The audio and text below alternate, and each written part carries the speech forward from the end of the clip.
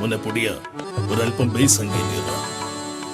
Okay, പ്രിയ കലാസ്നേഹികളെ, ഇനി ഏത് നിമിഷവും ഞങ്ങൾ നാടകം ആരംഭിക്കും. അതിനു മുൻപ് ഈ സ്റ്റേജിൽ നിന്നും അടിച്ചു മാറ്റിയ ബെല്ല് ദയവ് ചെയ്ത് ഞങ്ങളെ തിരിച്ചേൽപ്പിക്കുക. മറ്റൊരു സന്തോഷ വാർത്ത, പോയ വർഷത്തിൽ ഞങ്ങളുടെ ഈ നാടകത്തിന് 4 അവാർഡുകൾ കിട്ടുകയുണ്ടായി.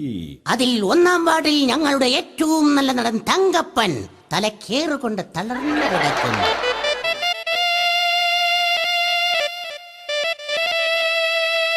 2-ാം വാർഡിൽ ഞങ്ങളുടെ ഏറ്റവും നല്ല നടി തങ്കമ്മ ക്രൂരമായ പീഡനമേറ്റ് പ്രസവ വാർഡിൽ കഴിയുന്നു.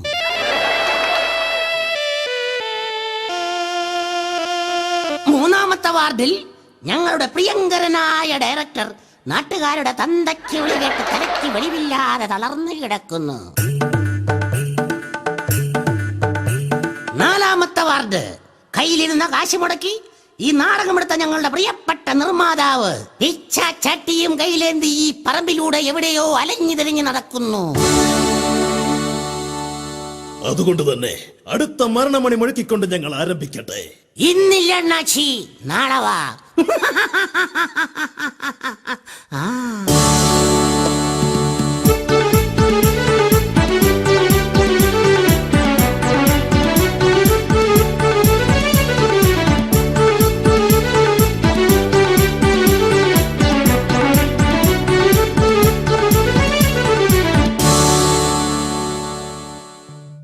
അമ്മേ മഹാമായേ കാത്തുകൊള്ളണമേ.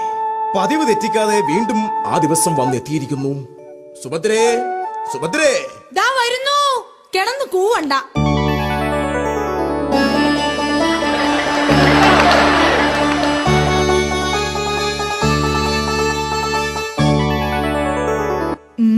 എന്താ മുഖത്ത് പതിവില്ലാത്തൊരു സന്തോഷം? പറയാം. മാസപ്പിരിവുകാരും ആഴ്ചപ്പിരിവുകാരും സമയം തെറ്റാതെ എത്തുന്ന ആദ്യത്തെ ഞായറാഴ്ചയാണെന്ന്. ഈശ്വര, മാസപ്പിരിവുകാർ എങ്ങനെയും പറഞ്ഞു നിർത്താം. പക്ഷേ മലയാളം അറിയാത്ത അണ്ണാച്ചിമാരെ ഞാൻ എങ്ങനെ പറഞ്ഞു മനസ്സിലാക്കും? അതൊക്കെ പോട്ടെ.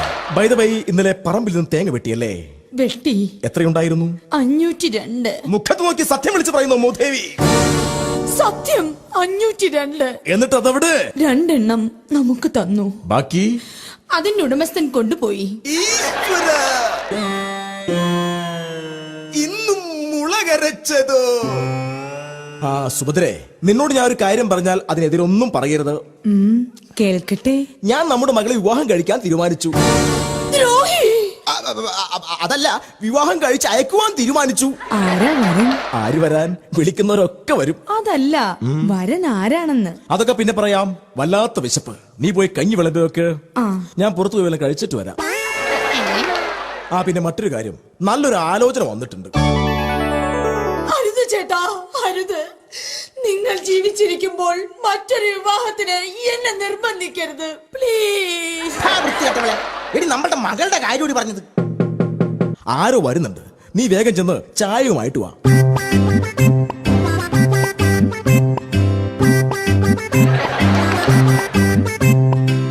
നമസ്കാരം. അല്ല, ഇതാരും ബ്രോക്കറോ? ബ്രോക്കറുടെ കാര്യം ഞാൻ ഇപ്പൊ അങ്ങോട്ട് മനസ്സിൽ വിചാരിച്ചതേ ഉള്ളൂ. അപ്പോഴേക്കും കയറി വന്നോളും. നാശം. ദാ ചായ കുടിക്ക്. ആഹാ, നല്ല ചായ. ഇതെന്ത് പാലാ? പശുവും പാലാണോ? അല്ല, മിൽക്കാനയുടേതാ. ദൈവമേ, ആനപ്പാല് ഉറങ്ങിയോ? ആ കറവക്കാരനെ സമ്മതിച്ചു കൊടുക്കണം. പറഞ്ഞ കാര്യം എന്തായി? എന്റെ മകൾക്ക് പറ്റിയ നല്ല ബന്ധമെല്ലാം തരപ്പെട്ടോ? നല്ലൊരു ബന്ധമുണ്ട്. പക്ഷേ സ്ത്രീധനമായി നിങ്ങൾ എന്തു കുന്തം കൊടുക്കും? ഈ അവസ്ഥയിൽ ഞങ്ങൾ എന്തു ചെയ്യാനാ? 20 ലക്ഷവും മാരുതി കാറും ഞാൻ തരും. ഈശ്വര, എന്റെ പ്രാർത്ഥന കേട്ടു. എന്റെ പൊന്നാങ്ങളയുടെ ശബ്ദമല്ലേ ഇത്?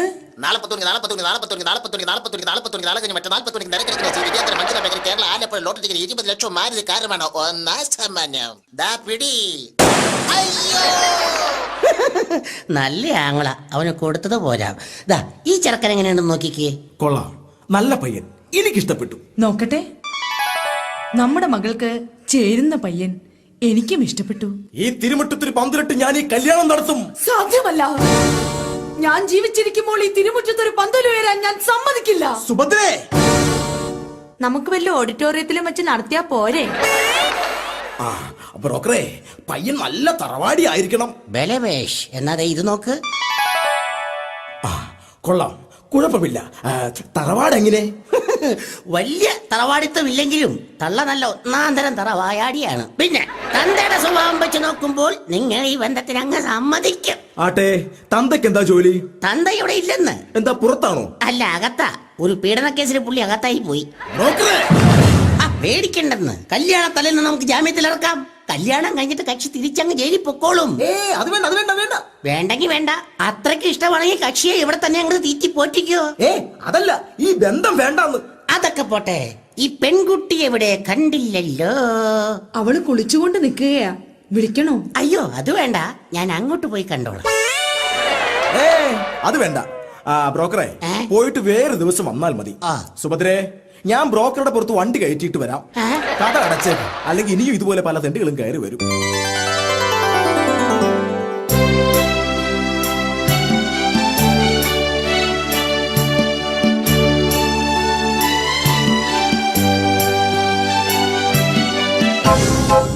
അയ്യോ, രാഘവേട്ടൻ. അതേടി രാഘവേട്ടൻ. വരുന്ന വഴിക്ക് നിന്റെ അച്ഛനെ ഞാൻ കണ്ടിരുന്നു. അയ്യോ, അച്ഛനും രാഘവേട്ടനും തമ്മിൽ എന്തെങ്കിലും സംഭവിക്കുമായിരുന്നു. നിന്റെ അച്ഛനെ കണ്ടപ്പോൾ എന്റെ കയ്യിലിരുന്ന കഠാര ഞാൻ വലിച്ചൂരി. രാഘവേട്ടാ, എന്നിട്ട് ഞാനൊരു കടയുടെ മറവിൽ പോയി ഒളിച്ചിരുന്നു.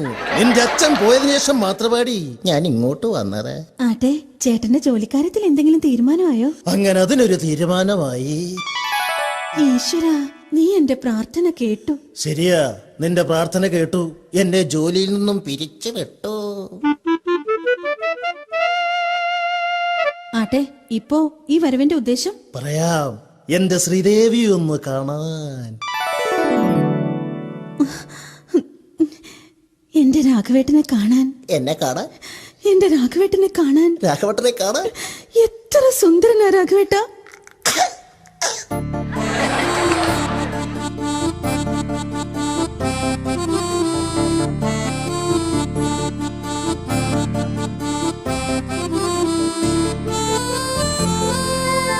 രാഘവേട്ട, കുണ്ടു പട്ടിക്കാലത്ത്, അല്ല പണ്ട് കുട്ടിക്കാലത്ത്, ആ കാണുന്ന കായൽ തീരത്തുകൂടി ശംഭുവും വെച്ച് കക്കയും കല്ലും പെറുക്കി പൂഴിമണ്ണിൽ കളിവീടുണ്ടാക്കി ലോറിയും കാറും വെച്ച് കളിച്ചു നടന്ന ആ പഴയ കുട്ടിക്കാലം.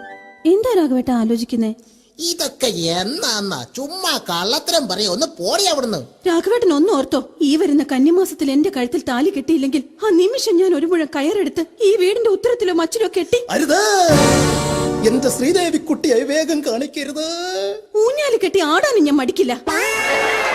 ശ്രീദേവി, ഛെ, വീട് രാഘവേട്ട, ആരെങ്കിലും കാണുമെന്ന്. വീട്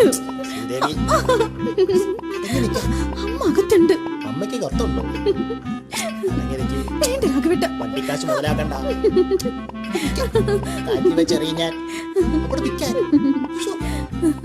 രാഘവ, നല്ല ചീത്തപ്പേരിലെ കുടുംബമായത്. ഇതാരെങ്കിലും കണ്ടാൽ മേലാളി പൂമുഖത്ത് വെച്ച് ഇത് ആവർത്തിക്കരുത്. അമ്മേ, അകത്ത് റൂമുള്ള കാര്യം എന്റെ മകൾ മറക്കേണ്ട. രാഘവ, നീ ഇന്ന് ക്ലാസ് എടുക്കാൻ പോയില്ലേടാ? ഓ, ഒരു ദിവസം ക്ലാസ് എടുത്തില്ലെന്നും പറഞ്ഞ് മാനമൊന്നും ഇടിഞ്ഞു വീഴാൻ പോകുന്നില്ലല്ലോ. അതുകൊണ്ടല്ല, നീ ചെന്ന് ക്ലാസ് എടുത്ത് കഴുകി കൊടുത്തെങ്കിലേ ഇവിടുത്തെ അടുപ്പിൽ തീ പുകയൂ. അതുകൊണ്ട് പറഞ്ഞു. അയ്യോ, അമ്മാച്ചനാണെന്ന് തോന്നുന്നു. അമ്മാച്ചനോ?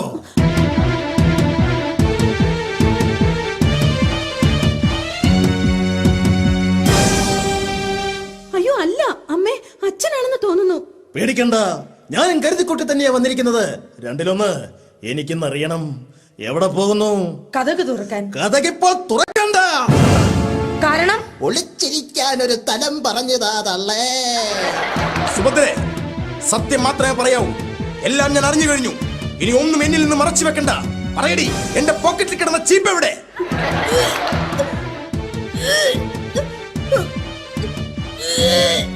അയ്യോ, എന്ത് പറ്റി മോളെ? ദേ നമ്മുടെ മകൾ. സുഭദ്രേ, പേടിക്കാൻ ഒന്നുമില്ല. വായുവിന്റെ അല്ല അച്ഛ, രാഘവന്റെയാ. മോളെ, അതെ അച്ഛൻ, എന്റെ കുഞ്ഞിന്റെ വയറ്റിൽ ഒരച്ഛന്റെ തല വളരുന്നു. മോളെ, നീ ഈ അമ്മയെ കടത്തി വെട്ടി അല്ലേടി? സുഭദ്രേ, നീ നിന്റെ മകളെ വിളിച്ചുകൊണ്ട് അകത്തേക്ക് പോടി. പോയില്ലെങ്കിൽ തൃപ്തിയായി ഗോപേട്ട. അമ്മവാ, തൊട്ടു പോകരുത്. തൊട്ടാൽ തട്ടും. ദേ തൊട്ടു. തട്ടി. മോളെ, തറയിൽ വെച്ചാൽ മണ്ണ് പറ്റും, തറയിൽ വെച്ചാൽ എണ്ണ പറ്റും എന്ന രീതിയിൽ വളർത്തി വലുതാക്കിയ മോള. എന്നിട്ടിപ്പോ അതിനെന്താ, ഇപ്പോൾ പറ്റേണ്ടത് പറ്റേണ്ടടത്ത് തന്നെ പറ്റി. രാഘവ, ഈ വരുന്ന കന്നിമാസത്തിൽ നീ ഇവളുടെ കഴുത്തിൽ താലി കെട്ടണം. സാധ്യമല്ല. എന്തുകൊണ്ട്? അത്രയും നീട്ടിക്കൊണ്ടു പോകണോ? ചിഹ്നത്തിലാകരുതോ? പക്ഷേ ഒരു കണ്ടീഷൻ, ഈ നിമിഷം നിങ്ങൾ ഈ വീട്ടിൽ നിന്ന് ഇറങ്ങിത്തരണം. സുഭദ്രേ, എടുക്കാനുള്ളതെല്ലാം എടുത്തോളൂ. ഇനി ഒരു നിമിഷം പോലും ഇവിടെ നിൽക്കണ്ട. മോനെ, ഇതാ ഇത് പിടിക്ക്. എന്താ ഇത്? മാസപ്പിരിവുകാരുടെയും ആഴ്ചയിൽ പിരിക്കാൻ വരുന്ന അണ്ണാച്ചിമാരുടെയും കാർഡ്. പറ്റുമെങ്കിൽ ഇത് നീ അടച്ചു തീർക്കണം. ഇതുകൂടി പിടിച്ചോളൂ. എന്താ ഇത്? ഈ വീടിന്റെ താക്കോൽ. ഇനി എന്റെ മരുമകൻ വേണം ഈ വീടിന്റെ മാസമുള്ള വാടക കൊടുക്കുവാൻ. എന്താ, തൃപ്തിയായില്ലേ എന്റെ മരുമകന്? സുഭദ്രേ, വരൂ, നമുക്ക് ഇറങ്ങാം. മോനെ, പോകുന്നതിന് മുമ്പ് മറ്റൊരു സത്യം കൂടി നീ അറിയണം. എന്തു സത്യം? ഇവൾക്ക് ജനിക്കാൻ പോകുന്ന ഈ കുഞ്ഞ് തമിഴാണ് സംസാരിക്കുന്നതെങ്കിൽ ആ കുഞ്ഞിനെ ഇവിടെ പിരിവിന് വരുന്ന അണ്ണാച്ചിമാർക്ക് കൊടുത്തേക്കണം. പറ്റുമെങ്കിൽ പേരിന്റെ കൂടെ മുനിയാണ്ടി കൂടി ചേർക്കണം. അതെന്തിനാ അച്ഛാ? സ്കൂളിൽ ചേർക്കുമ്പോൾ അച്ഛന്റെ പേരിനാണ് ആ പ്രാധാന്യം. കടവുളേ കാപ്പാത്തിങ്കോ.